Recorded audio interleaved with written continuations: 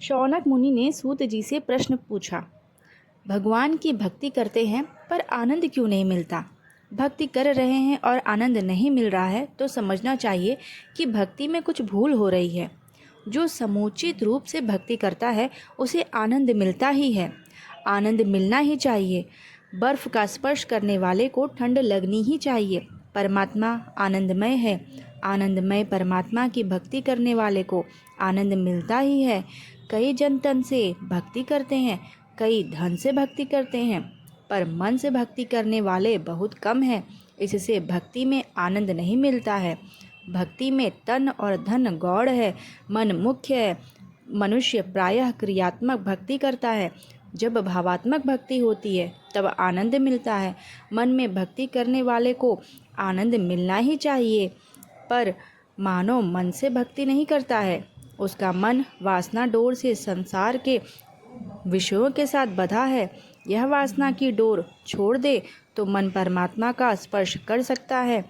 मन घर में और तन मंदिर में है। ऐसी भक्ति किस काम की?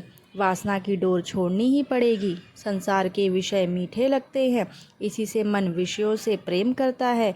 जिसे संसार प्रिय लगता है वह संसार की भक्ति करता है। संसार सरल लगता है, इससे मन संसार में फंसा है। परंतु संसार तो झूठा है, संसार का सुख भी झूठा है। संसार का कोई भी सुख 3-4 मिनट से अधिक टिकता नहीं है। संसार का सुख दुख ही है। ऐसी प्रतीति होने पर संसार से मन हट जाता है और संसारी सुख को दुख मानने वाले का मन परमात्मा के चरणों में जाता है। मन को बार बार समझाइए, सच्चा सुख संसार में नहीं है।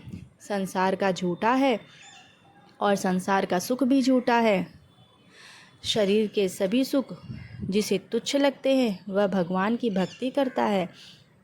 धीरे धीरे संयम को बढ़ाइए। किसी भी सुख को भोगने से पहले दुख भोगना पड़ता है और सुख भोगने के बाद भी दुख सहना पड़ता है।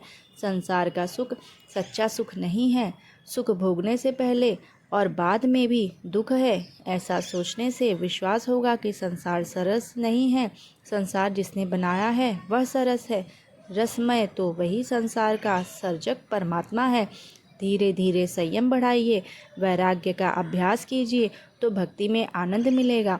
प्रभु में प्रेम जागृत करने के लिए कथा सुनिए, प्रेम से निरंतर जप कीजिए तो आनंद मिलेगा। परमात्मा के निरंतर जप से प्रभु के प्रति प्रेम बढ़ेगा। परमात्मा के प्रति प्रेम बढ़ाने के लिए 24 अवतारों की कथा कहते हैं। परमात्मा के प्रधान अवतार 24 माने गए हैं। इन 24 अवतारों की कथा भागवत शास्त्र में वर्णित है।